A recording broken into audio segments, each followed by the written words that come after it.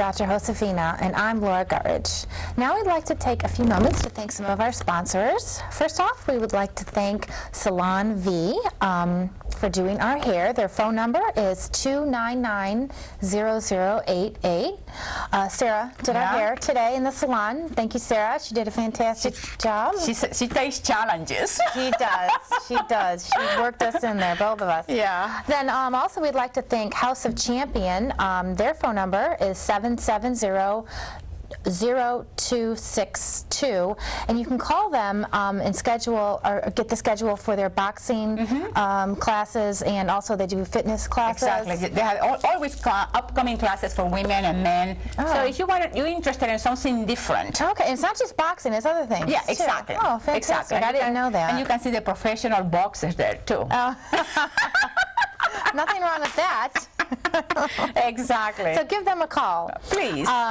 Today's topic, how baby boomers have changed the paradigm of the aging process. And I think that's interesting because we both fit into the baby boomer category. Generation. Yes, exactly. I just made it. I was born in 1963, and it's 1946 to 64. Exactly. Right. So my husband's, he's not a baby boomer. He's not? No, he was born in 1965. He just missed it. Okay.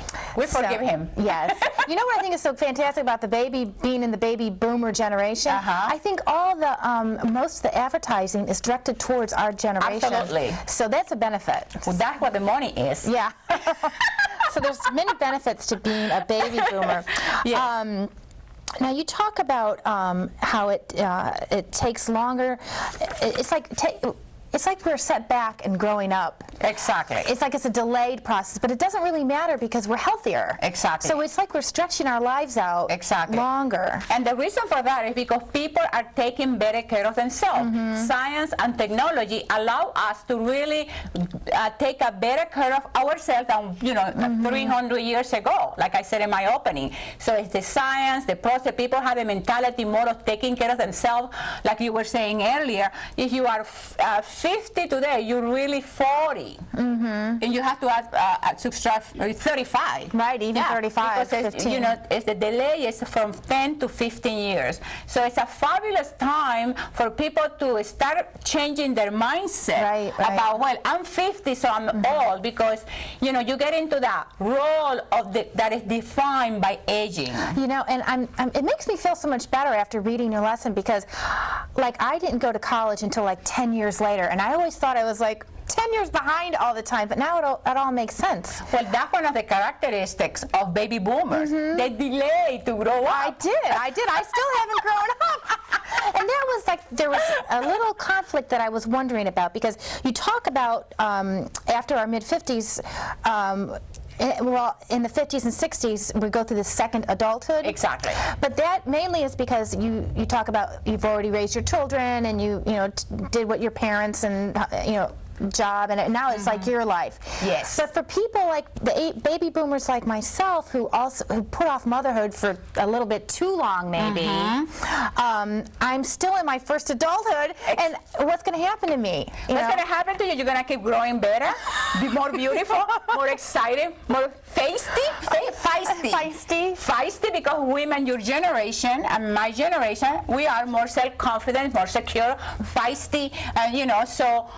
Why are you worried? Well, if I do have a child later in life, which we're trying to, and if it does happen, does that mean that I'll be in my second adulthood with a child? Well, you are like, what is her name? Gina Davis? No, the other one. What is the one in my lesson? You talk about Goldie Hawn? Susan Sarandon. No, Gina Davis. Gina Davis. Gina, you're right. Yeah. So what happens? She won't see her children until she passes the standard age of retirement, which will be 65. So you will be in that category. So I don't know if I like that. But the thing is that you won't be 65. You will be 55. Right, that's true. Yeah. You're 55, which is a huge thing. It's 15 years. You have to subtract to your age 15 years because the way we live life now. So the baby boomer generation has really kind of upset the whole aging process. It has changed. We are fabulous. We are pioneering for the new people. Like I was saying earlier, I was talking to the cameraman, Tom, you know, like people who 20 years from now, people who are 40, 80 will be doing the activities that a 40 years old person does right now. I think that. Can you imagine that? I think that is very possible. So you, the young viewers, you take great care of yourself, you exercise every single day, you eat right, you rest, do your yoga, do your meditation, and by the time you reach 80 years old, you will be doing the things that 40 years olds are doing today.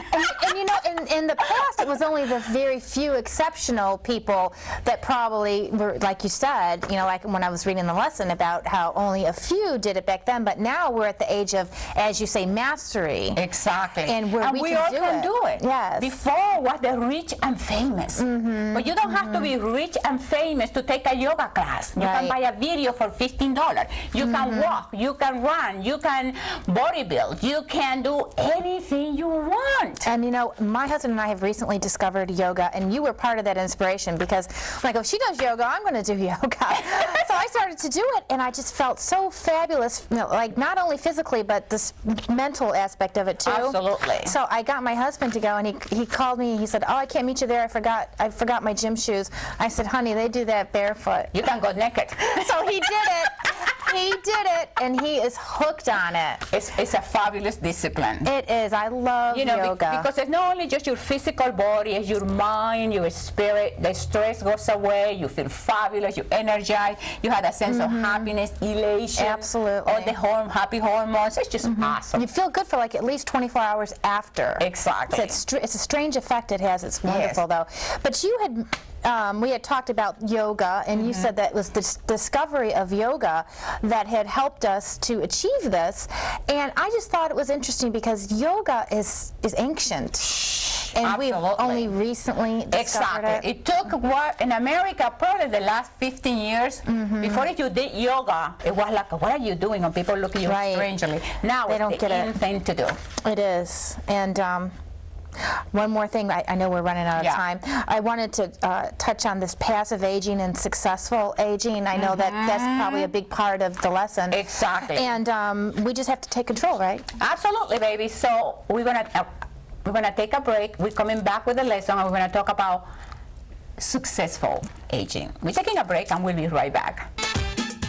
Empowerment with Dr. Josefina Monasterio.